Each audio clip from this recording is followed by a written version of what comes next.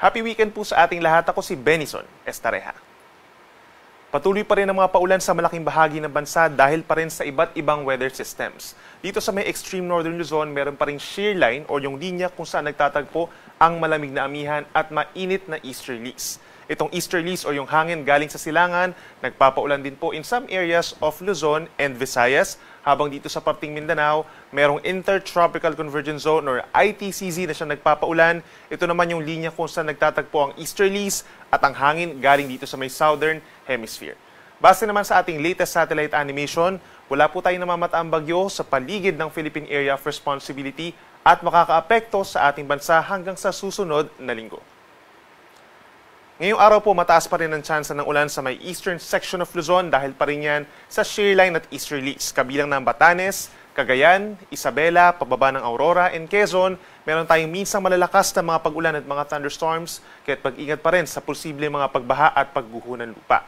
Dito naman sa natitirang bahagi ng Luzon, for Bicol Region, bago magtanghali, mataas po ang tsansa ng mga paulan dahil din sa easterlies, habang ang natitirang bahagi ng Luzon, kabilang ang Metro Manila, bahagyang maulap at minsan maulap ang kalangitan umaga hanggang tanghali.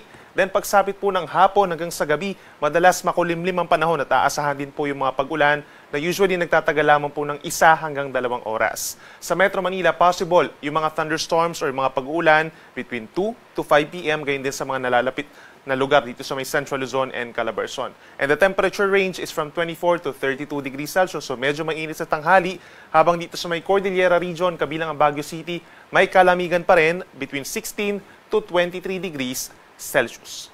Sa ating mga kababayan po sa malaking bahagi ng Palawan and Visayas, asahan pa rin yung fair weather conditions. Ibig sabihin po sa umaga, madalas maaraw naman po or bahagyang maulap ang kalangitan. But then pagsapit ng hapon hanggang sa gabi, may mga times pa rin na magiging maulap at may chance rin ng mga pag-ulan na pulo-pulo lamang or yung mga saglit na mga thunderstorms, lalo na sa may Panay and Negros Islands.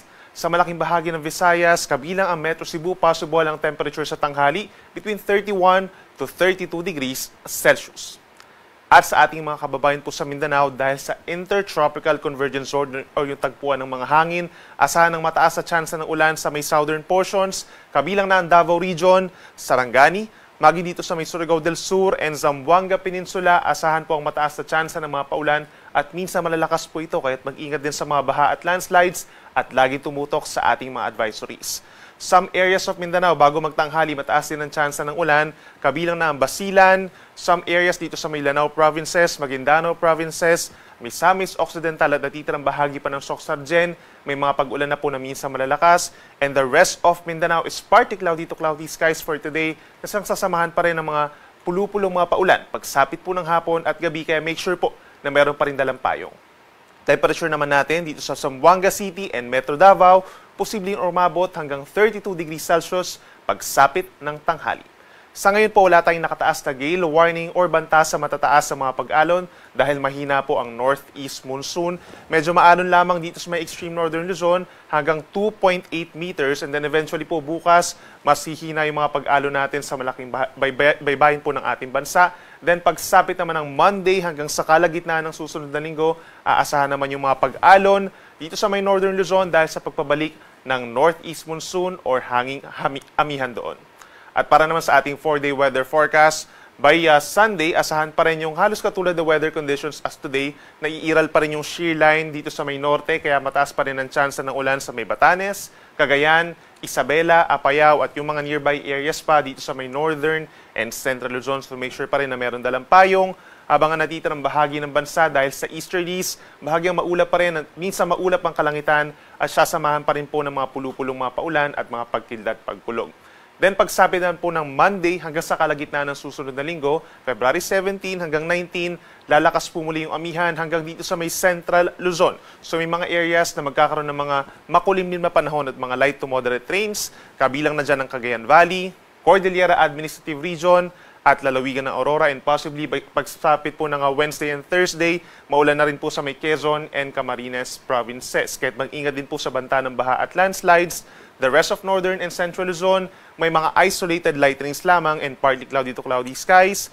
The rest of Luzon plus some areas in Visayas and northern portion of Mindanao, mananatiling bahagyang maulap at minsan maulap ang kalangitan hanggang sa kalagitnaan ng susunod na linggo. At pagsapit naman dito sa may parting Mindanao, sa may Eastern Visayas, Caraga, Davao Region, and some parts of Soctargen and Bangsamoro Region, mataas po ang tsansa ng ulan Monday hanggang Wednesday. Make sure po na meron dalang payong. Ito po ay epekto ng easterlies na rin plus the intertropical convergence zone at mag-ingat pa rin sa banta ng baha at pagguho ng lupa. Sunrise po natin ay 6:20 a.m. at ang sunset naman po ay ganap na alas 6 ng gabi. Yan muna ang latest mula dito sa Weather Forecasting Center ng Pag-asa. Ako muli si Benison Estareja na nagsasabing sa anumang panahon, Pag-asa magandang solusyon.